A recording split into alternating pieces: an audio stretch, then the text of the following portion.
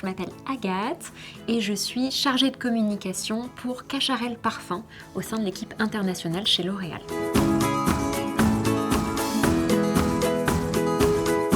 Mon métier consiste en imaginer toute la stratégie de communication pour Cacharel Parfum. Donc c'est-à-dire que je vais définir les événements qui vont animer toute l'année autour de nos nouveaux lancements, des nouveaux parfums, mais aussi avec quels influenceurs par exemple on va travailler, ou encore avec quelle presse on va travailler, donc quel magazine par exemple, pour vraiment communiquer tout autour de la marque et autour des nouveaux lancements.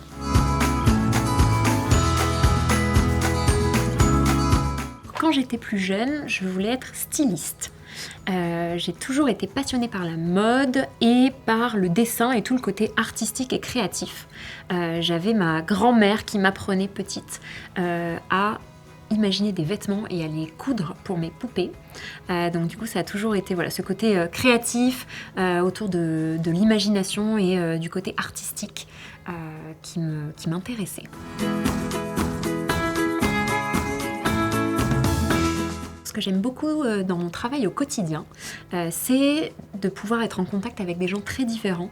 Donc je vais travailler avec beaucoup de pays par exemple, donc des États-Unis à la Chine, au Japon, à l'Espagne. Donc des profils très différents avec des parcours très différents. Je vais travailler avec des gens qui travaillent dans le marketing ou bien en communication comme moi, mais aussi avec des gens qui sont externes à L'Oréal, donc c'est-à-dire par exemple des influenceurs du monde entier, donc des youtubeurs, des tiktokers, des instagrammeurs qui vont m'aider à promouvoir Cacharel au quotidien sur leurs réseaux sociaux. Pour être tout à fait honnête, j'ai eu quelques difficultés à m'orienter vers le métier de styliste parce qu'à l'époque, justement sur les choix d'orientation, j'avais pas forcément d'assez bonnes notes pour intégrer des filières artistiques qui s'appelaient STI à l'époque. Du coup, je me suis tournée vers un équivalent, on va dire, qui me permettait de donner de la créativité, de pouvoir imaginer des concepts, de pouvoir imaginer des idées créatives. C'est vers la communication au global que je me suis tournée. Et ça m'a permis en fait de garder ce côté artistique et de trouver un métier équivalent qui me permette de garder ce côté passionné par les idées, par les concepts, par des gens différents.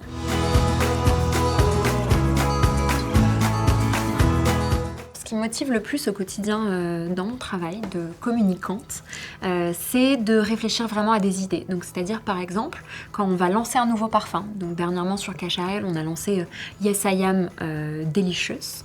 L'idée, c'est de venir se dire comment je vais venir communiquer autour de ce parfum, qu'est-ce que j'ai envie que les gens retiennent, quelles sont les idées créatives qu'on va pouvoir imaginer, donc à travers des vidéos, à travers des photos, à travers des campagnes télé par exemple, pour venir partager, on va dire, et faire rêver les jeunes filles autour de ce parfum et qu'elles puissent le sentir à travers l'écran, à travers le digital, à travers leur télé, pour se dire qu'elles ont envie d'aller l'essayer en boutique.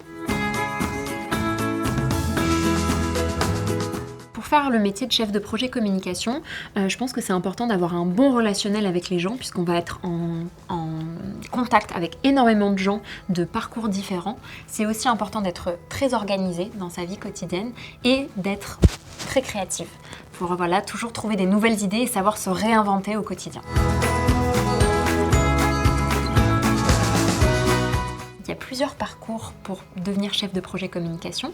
De mon côté, j'ai pas fait de grandes écoles de commerce. J'ai fait une école de communication qui peut aussi avoir des équivalents à la fac, par exemple, sur des filières communication.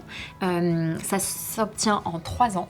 La plupart du temps, donc soit en bachelor. Et l'idée, c'est de venir vraiment gagner surtout en compétences sur le terrain, donc en faisant des stages, en faisant des alternances, pour se former aux côtés de professionnels et découvrir le métier directement de l'intérieur. J'ai choisi de m'orienter vers la communication parce que ça répondait vraiment à ce côté très créatif. Que je ressentais en moi, donc cette envie de dessiner, cette envie d'imaginer des choses. Et je trouve que la communication me permet au quotidien d'avoir des nouvelles idées chaque jour, de me réinventer chaque jour et de vraiment passer des messages et passer des idées au quotidien. Une journée type dans le métier de communicante, ça va être, alors étonnamment, pas mal de mails, donc pas mal d'emails, d'être beaucoup derrière l'ordinateur, mais aussi à l'inverse, d'être beaucoup sur le terrain, donc au contact des gens, donc lors d'événements par exemple, lors de shooting photos, donc c'est-à-dire quand on va venir prendre des photos de nos égéries, de nos mannequins, ou lors de campagnes télé, donc de vraiment avoir un côté, on va dire, la moitié de la journée au bureau et l'autre moitié de la journée au contact des gens.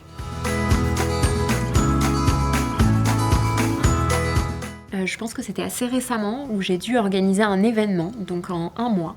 Donc c'est très court pour organiser un événement, et c'est un événement qui accueillait une 50aine de personnes, donc c'est-à-dire des influenceurs du monde entier, au Portugal, pour présenter la marque et pour présenter un nouveau lancement parfum. Donc ça demande beaucoup d'organisation, beaucoup de temps également, pour que tout soit parfait et pour que les gens puissent profiter pleinement de cette expérience. Alors le conseil que je donnerais aux jeunes filles, c'est vraiment de rester soi-même. Je pense que c'est clé dans n'importe quel métier d'être en accord avec ses propres valeurs et avec sa vraie personnalité. Il ne faut pas venir jouer un rôle dans son travail au quotidien parce que justement cette authenticité, c'est ce qui va vous rapprocher des gens et qui va vous permettre de créer quelque chose d'authentique avec tous les gens que vous croiserez dans votre carrière et que eux puissent vous faire confiance également.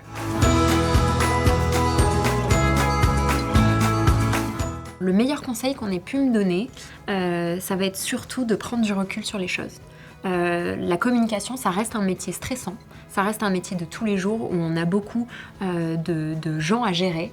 Donc c'est très important de pouvoir prendre du recul et de ne pas se laisser submerger par le stress au quotidien pour pouvoir se sentir apaisé et pour pouvoir rester cohérente dans son travail.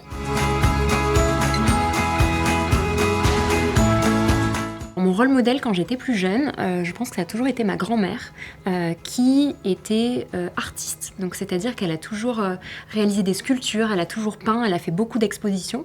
Et c'est vraiment elle qui m'a insufflé ce côté artistique dans mon enfance, en me permettant d'aller voir plein d'expositions, de découvrir le stylisme également. Et voilà, de vraiment travailler ce côté créatif que j'avais en moi depuis toute petite.